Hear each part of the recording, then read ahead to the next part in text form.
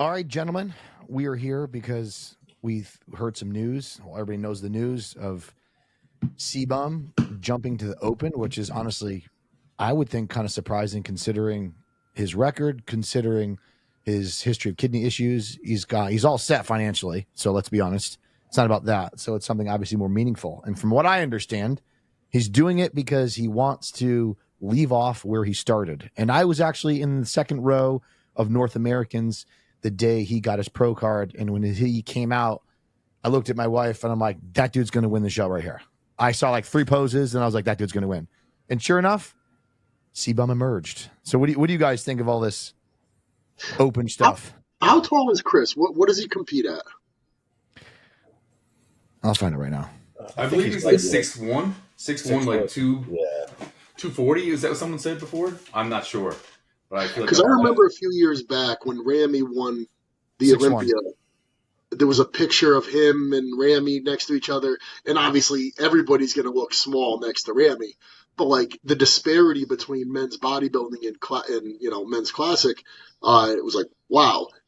But I do think that if Chris Bumstead isn't having to make weight, he's probably going to be closer to 250, right? Yeah.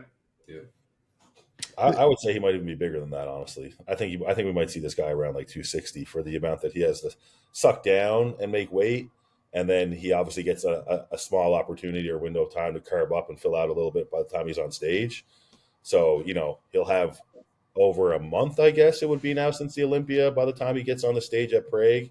So I think we might see him around the 260 mark, which, 6'1" at 260, not huge for an open guy, but when you consider Chris's proportions and his shape and structure, I think it's going to be impressive, honestly.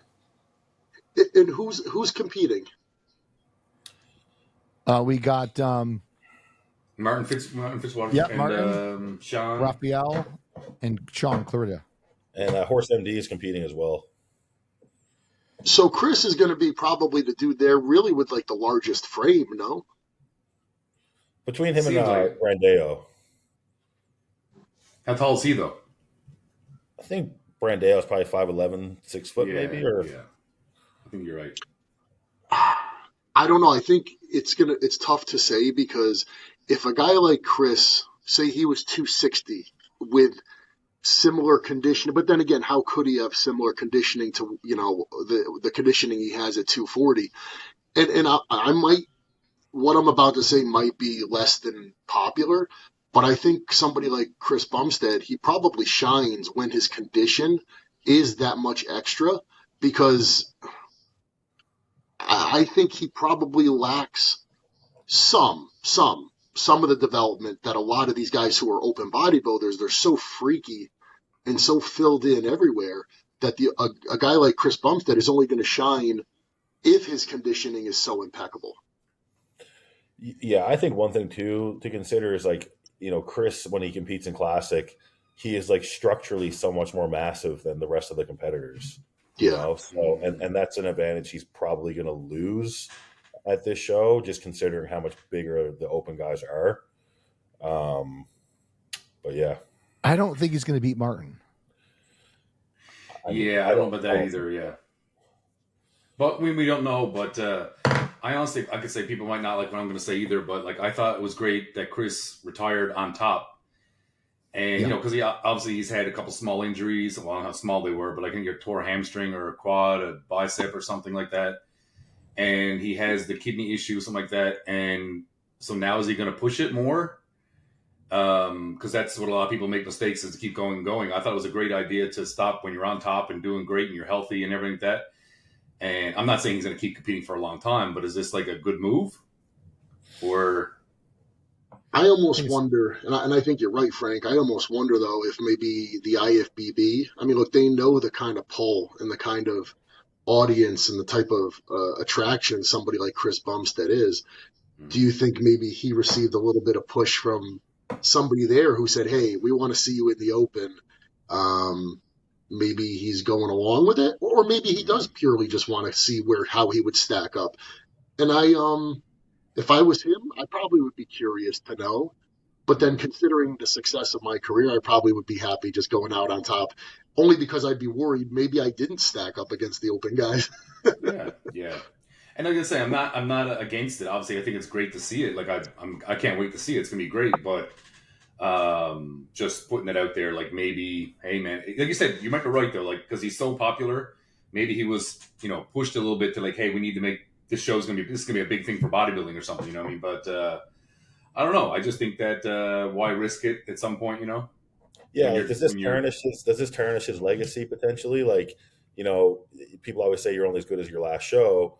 I don't know if that applies to Chris so much because obviously he's been extremely successful. But say he comes out here and gets like 4th or 5th, like what does that do to his legacy, right? Like, and yeah, what do you guys think? It's go ahead. I was going to say it's every bit a business decision, and Chris does seem pretty calculated in that sense. So I would be willing to bet some of the judges, some of the more prominent judges, there had to be some type of dialogue where they said, look, dude, we think you could stack up against these guys. It'll be a great business move. It's going to draw a lot of attention. And we think you can go in there and win. Because why would he go in there and make himself look silly? I think that would be a poor business decision. But I think he must feel pretty confident that he can stack up. And I would imagine that a lot of that confidence would have had to have been derived from people who maybe are going to judge him. Mm-hmm. Yeah. I just like, it is if he wins, okay, say if he wins, then you just don't go to Olympia next year? Or you just say, I'm done. I don't go to Arnold. You get an Arnold invite. I've never been on Arnold stage before. That's cool. And then what if he gets 5th?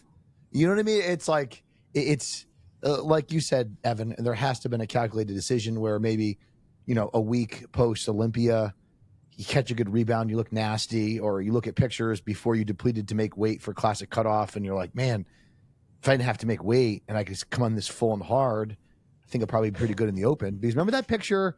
It was him and Rami next to each other one year, I think, after Arnold. And, like, obviously Rami looks bigger, but it's not like Chris looked tiny, right? Mm-hmm. Yeah. Chris had crazy lines and structure, just it's a different look overall. And, like, I mean, No, man. If I had to predict, I think he's going to be top 3. Mm.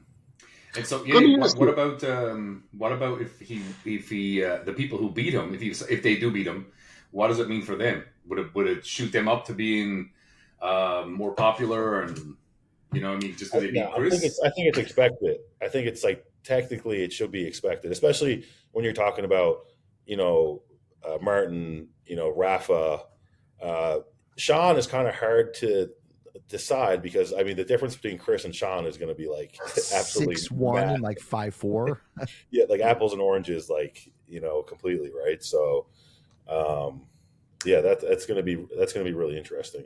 But I imagine Chris will probably get a little bit of a pull in this show because of who he is, because of his reign as classic. Like they're gonna want to see him in the top 3. They're gonna want to have that comparison with him and the top guys. That's what this whole thing is revolved around now, right? It's like this show is completely revolved around Chris Bumstead defeating. 100%.